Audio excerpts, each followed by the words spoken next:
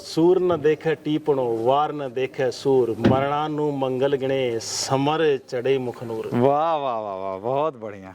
और ये नीचे वाले थे गर्म पानी और तेल डालने के लिए, मान लो कोई दुश्मन चढ़ने की कोशिश करता था, उबलता हुआ पानी और तेल उनके ऊपर डाल देते कि वो चढ़ नहीं सके। वाह वाह वाह, बहुत बढ़िया। 1036 ईस्वी में राजा काकिल देव ने आमेर राज्य की स्थापना की थी। ये फोर्ट बनाया था 1036 में। इसके 600 साल बाद आमेर महल बना जो आपने देखा था नीचे, और लास्ट में नाहरगढ़ फोर्ट जयपुर सिटी बनने के बाद में। जी जी। क्योंकि जयपुर बाद में बना है और जयपुर पहला शहर इंडिया का जो प्लान से बनाया गया, फर्स्ट प्लान सिटी है। उसके आर्किटेक्ट खुद राजा जयसिंह थे। राजा जयसिंह राजा ही नहीं थे, वो बहुत बड़े आर्किटेक्ट थे, बहुत बड़े एस्ट्रोलॉजर थे, मैथमेटिशियन थे वो। 5 जंतर मंतर इंडिया का, दिल्ली, मथुरा, बनारस, जयपुर, सब जयसिंह ने बनाए थे। फर्स्ट प्लान सिटी इंडिया की जयपुर ने उन्होंने प्लान किया था। सेकंड प्लान सिटी चंडीगढ़, लेकिन इसको बनाने वाले फ्रेंच थे, फ्रांस से लोग आए थे। और इस फोर्ट को आज भी उन्हीं के डायनेस्टी मेंटेन कर रही है, यानी 41वीं पीढ़ी अभी भी अलाइव है। अच्छा। महाराजा भवानी सिंह 40 नंबर के राजा थे, जो सिटी प्लस में रहते हैं जयपुर सिटी के अंदर। उनके लड़का नहीं था। महाराजा भवानी सिंह 1971 भारत पाकिस्तान युद्ध में शामिल थे, आर्मी में थे, उनको महावीर चक्र भी मिला है। उनके लड़का नहीं था, उनकी एक लड़की है दिया कुमारी, अच्छा, जो भी सांसद है बीजेपी से राजस्थान से। अच्छा तो राजा ने अपनी बेटी के सन को अडॉप्ट किया था 2008 में, जब उनकी उम्र 11 साल थी। अभी उनकी उम्र लगभग 25 साल के आसपास है, और वो 41वें वंशज है, इस डायनेस्टी के 41वें वंशज है। और ये फोर्ट आज भी उनके नियंत्रण में है। अच्छा। ये फोर्ट गवर्नमेंट के अंडर में नहीं, आज भी यहाँ पे लगने वाला फ्लैग पीछे देखो, इंडिपेंडेंट वो है। जो फ्लैग है उसमें 3 नहीं 5 कलर, ये पचरंगा फ्लैग है। अच्छा, जो जयपुर रियासत का होता था, जयपुर के राजाओं का, आज भी राजाओं का फ्लैग यहाँ पे लगता है। अच्छा। हाँ। राजा अगर जयपुर में होते हाँ जी। हैं तो डबल फ्लैग होते हैं। हाँ। अगर आउट ऑफ स्टेशन होते हैं तो एक फ्लैग होता है। ये इस बात का सिग्निफिकेशन भी है कि किंग जयपुर में या जयपुर से बाहर है। अच्छा। और दोनों फ्लैग बराबर नहीं होते। जब किंग यहाँ पे होते हैं डबल फ्लैग होता है, लेकिन दोनों फ्लैग बराबर नहीं होते हैं। अच्छा। एक बड़ा उसके ऊपर एक छोटा होता है, दोनों में 5-5 कलर होते हैं। सवाया झंडा होता है। सवाया झंडा इसलिए लगाते हैं कि यहाँ के राजा जयसिंह को औरंगजेब ने टाइटल दिया था, सवाई राजा जयसिंह। सवाई जयसिंह ने जब दुनिया की सबसे बड़ी तोप बना के पूरे वर्ल्ड में तहलका मचा दिया था। उससे पहले जयसिंह के ऊपर औरंगजेब ने प्रेशर किया था इस्लाम में कन्वर्ट होने के लिए। गजवाई हिंदी जो चालू कर रखा था, लाखों लोगों को इस्लाम में कन्वर्ट करा चुका था औरंगजेब, और लाखों लोगों को मार भी चुका था। उसकी मदद करने के लिए, गजवाई हिंद में मदद करने के लिए जयसिंह को भी इस्लाम में कन्वर्ट करवाना चाहता, उसको लिए प्रेशर किया था। लेकिन जयसिंह ने बड़ी चालाकी से 6 महीने का समय लेके, उस 6 महीने के समय में आमेर के चारों तरफ पहाड़ है, आमेर जो सुरक्षित कर लिया अपने किले को, दुर्ग को पहले चारों तरफ नहीं सुरक्षित नहीं किया, चारों तरफ पहाड़ है, पहाड़ों के ऊपर उन्होंने आर्मी लगाई। अच्छा। और आमिर के तोप के कारखाने को चालू किया। ये बहाना करके मैं आमिर की पब्लिक को समझा रहा हूँ इस्लाम के बारे में, लेकिन अंदर कुछ और ही हो रहा था। उन्होंने तोप का कारखाना चालू किया और मात्र 3 महीने के अंदर 600 तोपें बना ली, जो मुगलों से डबल थी। 3 महीने में 600, मुगलों के पास 300 थी। और चौथे, पांचवें, छठे महीने के अंदर 3 महीने के अंदर दुनिया की सबसे बड़ी तोप बनाई। ये जय बाण बनाई, राजा जयसिंह के नाम पर राजा जयसिंह का बाण था ये। और एक एक पार्ट हाथियों से लाके इसको असेंबल किया। फोर्ट का ये टॉप पॉइंट था, साइड वॉल और टीन शेड पहले नहीं थे, पूरी ओपन जगह थी। अपने मुगल शासन नहीं था यहाँ पे, ब्रिटिश का रूल नहीं था। इंडिया आज़ाद होने के 2 साल बाद राजस्थान का इंडिया में विलय हुआ, सरदार वल्लभ भाई पटेल के साथ में ट्रेटी हुई थी, उसके तहत ये ब्रिटिश के अंडर में नहीं थे। और ब्रिटिश ने भी, मुगलों ने यहाँ के राजाओं से मिलके, यहाँ के राजाओं के ताकत से इंडिया पे शासन किया है। लेकिन पूरे राजस्थान का कोई राजा सारे मुगलों के साथ भी नहीं थे। कुछ राजा उनके आपस में लड़ रहे थे, कुछ उनके मदद कर रहे थे, कुछ उनके खिलाफ लड़ रहे थे। उस समय जब अकबर था, यहाँ के राजा मानसिंह थे, अकबर का साथ दे रहे थे। हालांकि मानसिंह के ग्रैंडफादर बहारमल ने ये काम अच्छा किया था कि मुगलों का साथ दिया, क्योंकि मुगलों से पहले इंडिया के अंदर लगभग 70% इंडिया में पठानों का कब्जा हो चुका था। और पठान मुगलों से भी ज्यादा खतरनाक थे। 70% उत्तरी भारत का एक पार्ट बचा था, बाकी दक्षिण भारत और लगभग पश्चिम और पूरा पठान अफगानिस्तान से आए थे। तालिबानी जो होते हैं, जो नादिर शाह वगैरह था ना, 1000 गुना ज्यादा खतरनाक थे वो। इंडिया में आपने सुना होगा नादिर शाह का आक्रमण 1740 में हुआ था। इंडिया में 9000 गुरुकुल थे, जहाँ पे गुरु शिक्षा ग्रहण करते थे, गुरु के द्वारा छात्र है। वो 9000 गुरुकुल सारे नष्ट किए अफगानिस्तान के पठान तालिबानियों ने। और सारे 9000 की जगह अहमद साहब दाली 9000 गुरुकुल थे, वहाँ पे 9000 जामा मस्जिदें बनाई। आज इंडिया में एक भी गुरुकुल नहीं है, सिर्फ जामा मस्जिद है, वो सारे गुरुकुल पे बनाई हुई है।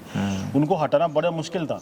भारमल जब यहाँ पे आया, आमेर के राजाओं को एक आशा किरण नजर आई, क्योंकि मुगलों को और पठानों के युद्ध स्टार्ट हो गए थे। जैसे ही मुगल यहाँ पे आए तो मुगलों का साथ लेके 3 जनरेशन तक पठानों से लड़े, ये भारमल, भगवान दास और मान सिंह तक। हाँ, तीनों। मान सिंह ने 3 जनरेशन तक, 3 पीढ़ी तक लड़े, लेकिन मुगलों के पास हथियार थे, मुगलों के पास तोपें थी, उनके पास बंदूकें थी, उनका फायदा उठाया। लड़ने में राजपूत सबसे ज़्यादा स्ट्रॉन्ग थे। ये दोनों का सहयोग मिलने के बाद पठानों पे हावी रहे और सबसे ज़्यादा युद्ध किए थे मान सिंह ने। 225 युद्ध किए थे अपने लाइफ में, जिसमें करीब नवरत्न इसी वजह से 170 युद्ध सिर्फ पठानों से हुए थे, जिसमें 13 युद्ध ऐसे थे जिनमें एक एक युद्ध के अंदर 5-5 लाख पठानों को मौत के घाट उतरा था। मान सिंह ने 5-5 लाख पठान 13 युद्ध के अंदर। जोधाबाई मान सिंह की बेटी, मान सिंह की न बेटी थी, न बहन थी, न राज परिवार की थी, न राजपूत थी, न राज परिवार की थी, न राजपूत थी, न बेटी थी, न बहन थी। वो सिर्फ दासी पुत्री थी।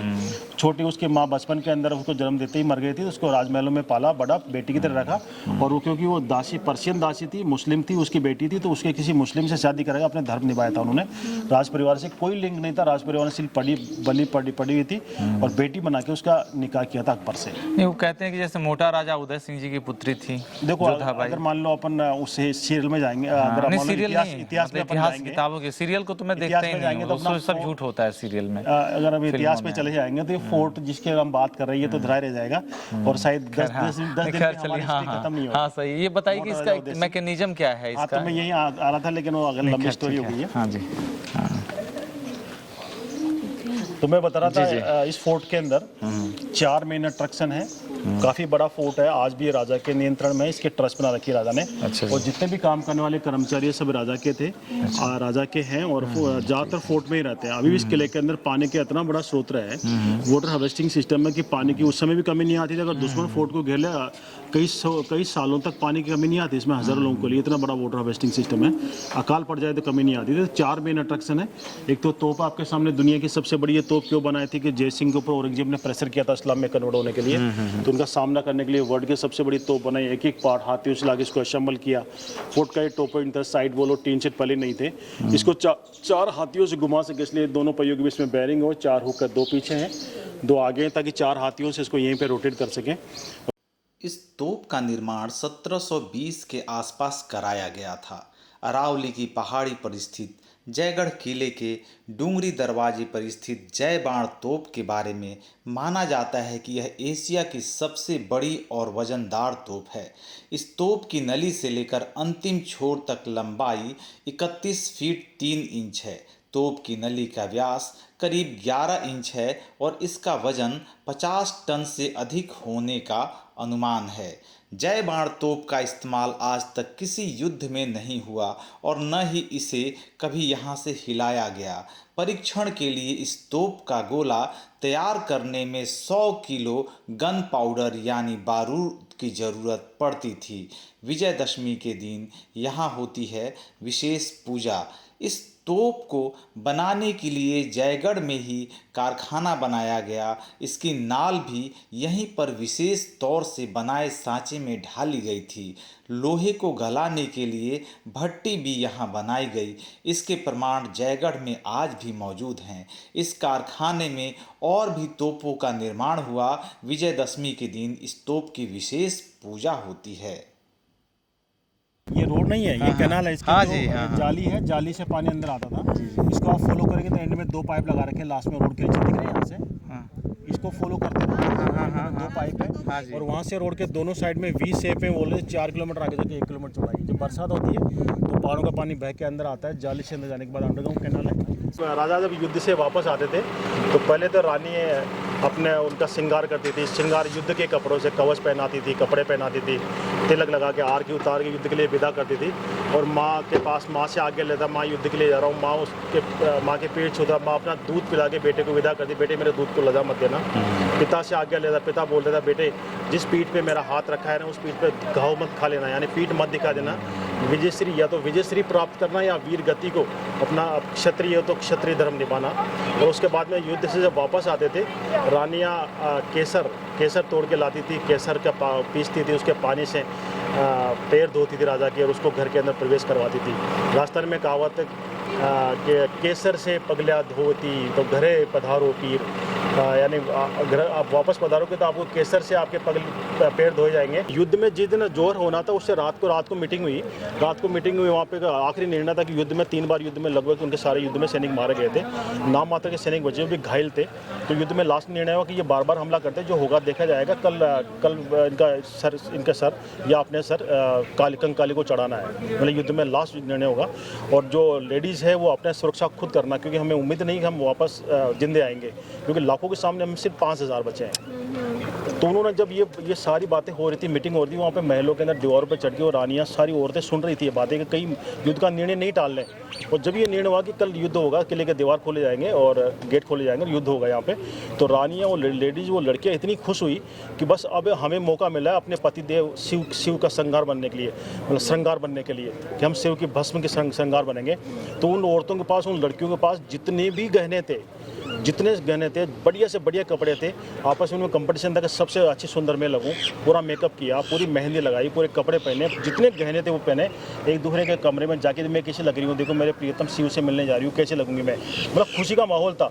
अच्छा। पत्थर है ना ऊपर, इसके वहाँ पे एक विंडो है, विंडो खोला और पानी के अकॉर्डिंग चूना फिटकरी एक बोरे में भर के वहाँ से लटका देता है ताकि पानी में घुलता रहता है। उससे बैक्टीरिया भी खत्म हो जाते हैं, कैल्शियम भी मिक्स होता है चूना। आज भी यूज होता है वो प्रक्रिया फिल्ट्रेशन के लिए। हमको दिखाया, यहाँ से पानी दिखता है और विंडो बना रखी है ताकि वेंटिलेशन हो सके। अच्छा, पानी है यहाँ पे? हाँ, पानी है ना, अभी मैंने दिखाया। अरे यहाँ से वाह, एकदम ठंडी हवा आ रही है, यहाँ से देखो ठंडी हवा आएगी।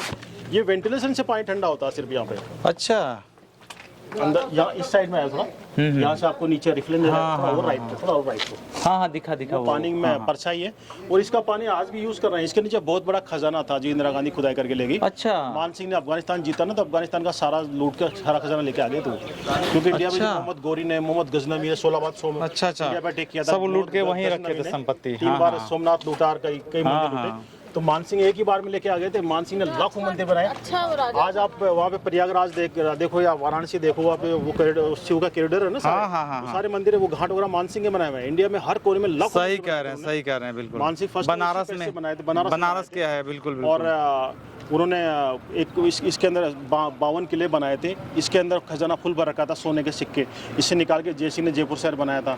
40 फुट तक पानी का टैंक, 40 फुट तक नीचे, खजाना 20 फुट। जो इंदिरा गांधी ने खुदाई करवाई तो 250 टन सोना मिला था इसके अंदर से। इतना खजाना 250 टन 57 ट्रक मिले थे यहाँ से सोने। हाँ, इमरजेंसी टाइम, इमरजेंसी 77 में 1977 में वो लेके गए थे। बादशाह होकर के अजय देवगन। हाँ। सारी इसी की स्टोरी है सारी वो। अच्छा, यहाँ से ले गए थे इंदिरा गांधी का, अथाह पैसा था इनके पास, अथाह। और ये यहाँ से ठंडी हवा आती थी ना इस जगह से। ये विंडो इसलिए बना रखे था कि क्रॉस वेंटिलेशन होता रहे। अच्छा जी, बंद रहेगा पानी तो में पानी महक जाएगा, वो स्मेल आना स्टार्ट हो जाएगी, बैक्टीरिया जाएंगे। तो वेंटिलेशन से पानी में स्मेल भी नहीं आती, ठंडा भी रहता है। और ये ठंडा आपने तो अभी दूर से देखा है, इसको महसूस करके देखिए। पानी लिफ्ट होकर टंकी में आ रहा है। यहाँ से सुबह 6 बजे, शाम को 6 बजे 2 बार टैंक भरते हैं। इसका पानी शाम तक चलेगा धूप में ओपन के अंदर, लेकिन सुबह भरा हुआ पानी कितना ठंडा है मैं दिखाता हूँ आपको। और एकदम कांच की तरह क्लीन है। और मधुमक्खी वगैरह है ना वहाँ पे? हाँ, यहाँ पे आओ जो बताओ। ठंडक की वजह से कुछ नहीं करेगी। नहीं। हाँ, पानी पे जो बैठेगी मधुमक्खी, ये देखो पानी मीठा है और पानी पे बैठने वाली कभी भी मधुमक्खी आपको नहीं काटेगी। मधुमक्खी में बहुत तगड़ा रूल होता है, इनमें रानी हेड होती है। सही बात। आसपास रानी का जब तक आदेश नहीं मिलेगा तब तक वो नहीं कट कर सकती। रानी एक दिन में 500 अंडे देती है, 500 बच्चे। उसके आसपास मंडराते रहेंगे वो सैनिक होते हैं, और ये लेबर होती है, पानी लाना या फूलों से बोलना। ये इनको पनिशमेंट मिलता है। अगर ये किसी के काट के जाती है ना वहाँ पे, तो आदमी की स्मेल आती है उसमें। जैसे स्मेल आती है तो वो सारी मक्खियाँ मिलकर उसको मार देती है वहीं पे। तो वो बहुत तगड़ा पनिशमेंट मिलता है इनको। अच्छा, ये कमरे किस चीज़ के हैं सर? ये बगल सब सैनिकों के रूम थे, सब सैनिकों। अच्छा, सैनिकों के रूम है।